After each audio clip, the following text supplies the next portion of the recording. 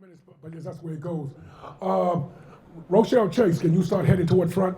When I first got to this community, someone told me about Buxton, where black people and white people work together.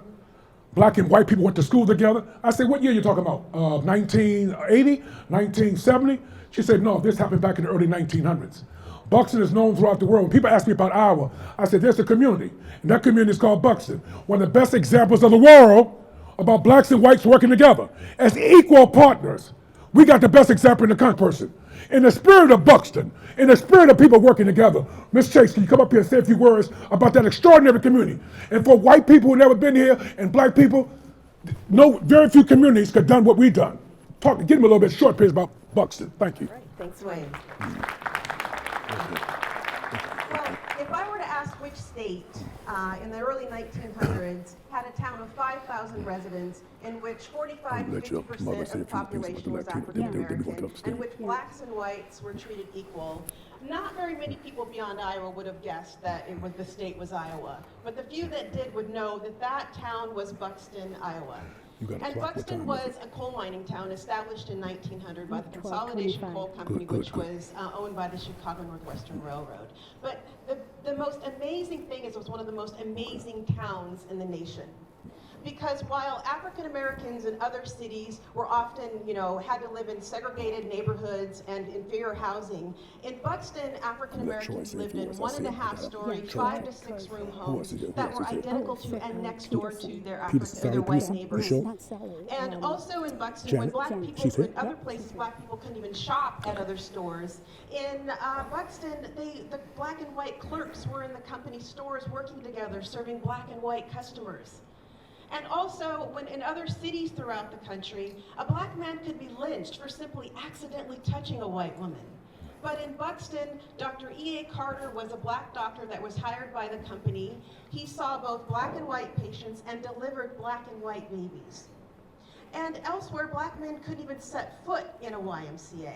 But in Buxton, black men managed the $20,000 YMCA that was built for their use but used by both races. And elsewhere, oftentimes black children went to separate schools. But Buxton had black and white students going to the same schools being taught by black and white teachers. And elsewhere, a lot of times black people can get more than menial jobs.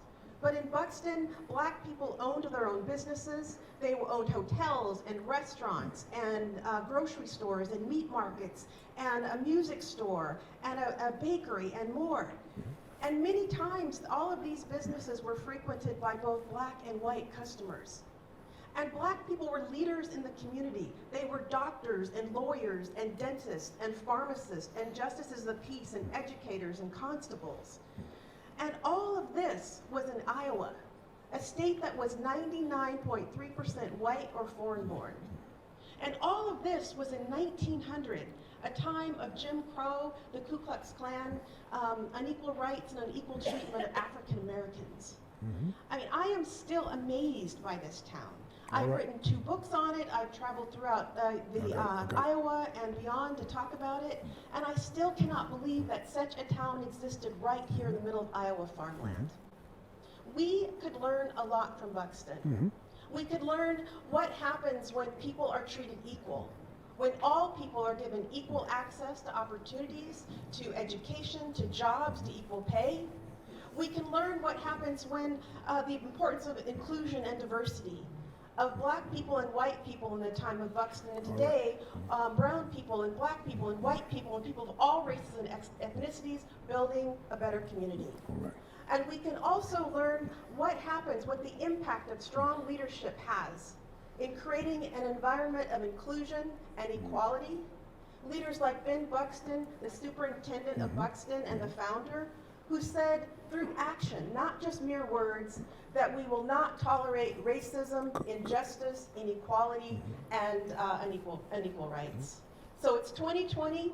We have a great opportunity here to continue to implement the lessons learned in Buxton, and to continue to, in our leadership, in our legislation, and in our personal lives, to embody these values. I'm Rachelle Chase. Thank you. Thank you very much. We got 2